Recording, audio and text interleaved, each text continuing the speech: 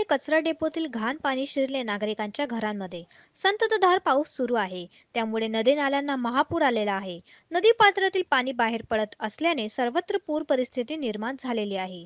मुसळधार पावसाने करवीर पूर्व तालुक्याला झोडपून काढल्याने पंचगंगा नदीने रौद्र रूप धारण केलेले आहे. गांधीनगर येथील म्हसोबा माळ येथील कचरा डेपो असून सध्या तेथे खुदाई काम सुरू असून व संततधार पावसामुळे कचरा डेपो येथील घाण साचलेले पाणी नागरिकांच्या घरात घुसल्याने येथे राहणाऱ्या लहान मुलांसह ग्रामस्थांचा जीव टांगणीला लागला आहे. सामाजिक कार्यकर्ते अनिल हेगडे यांनी येथील लोकप्रतिनिधींशी संपर्क साधून याबाबत कळवले. गांधीनगरचे उपसरपंच विनोद हुजरानी यांनी येऊन पाहणी केली व लवकरच हा प्रश्न मार्गी लावू अशी ग्वाही दिली.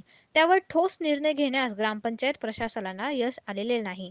कचऱ्यातून पसरणारी दुर्गंधी, धुराचे लोट यामुळे स्थानिक लहान मुले, वयोवृद्ध, ज्येष्ठ नागरिक, महिला यांच्या आरोग्याचा प्रश्न निर्माण होऊन श्वसनाचे आजार बळावत आहेत.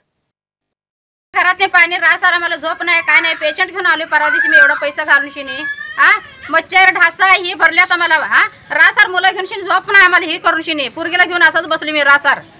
इकडे लक्ष देत नाही, काय नाही. जात्याला रस्त्याला हे नाही, पेशंट नाही असं तर आम्हाला अवघड झालं या. डबरं पाडून हे पण रस्ता बी केला नाही, काय नाही. हे दारापर्यंत पाणी आलं या. आणि कोणी तर दाद करणं झालंय सर. एवढं बी हे काय करायचंय? मच्छर बिचार हे करून चावला बिवला हे तर माझ्या पुरगीला एवढा पैसा घालून मी काय करणार सांगा? परत कुठनं घालणार पैसे? इकडे तिकडे गोळा करून आम्ही पेशंट घरला घेऊन आलो या. दारापर्यंत हे केलंय तर कोणी तर एक माणूस दाद करणं झालंय. ग्रामपंचायतवाले तर दादच करणं झाले. आता इथं नाही केलं तर आम्ही वर हे करणार बघा. माझ्या मुलाला एवढं मी औषध पाणी करून हे करून आणूया. झोपडपट्टी मसवा झोपडपट्टीपाशी पाणी घाण पाणी, संडासाचं पाणी, कचऱ्याचं पाणी सगळं पाक घरात घुसलेलं आहे. आणि सरपंच नाही इकडे काय सगळं, इकडे कोण लक्ष देत नाही, काय नाही. गोरगरीब जगायचं कसं? ही मराठी पाळी आल्या, सगळं ढासा मासा झालं तर जंतू सगळं घरात घुसायला लागली. आणि तिने ह्यासाठी का नाही सगळं नाही कारवाई करायला पाहिजे त्यांच्यावर.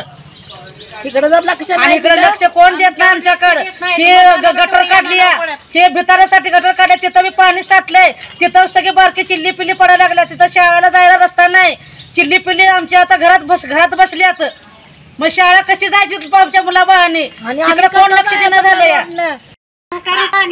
झोपायचं कुठं झालंय, काम केली, वास मारायला गेला सगळ्या अंगाचा. सगळं कचऱ्याचं सगळं हे झाले कचऱ्याचं. घरात माझ्या कोण नाही, बापा माणूस एकटाच आहे. पोरग काय करणार ती? सगळ्यांकडे नवनवीन आणि ताज्या घडामोडींसाठी आज 24 तास सबस्क्राईब करा आणि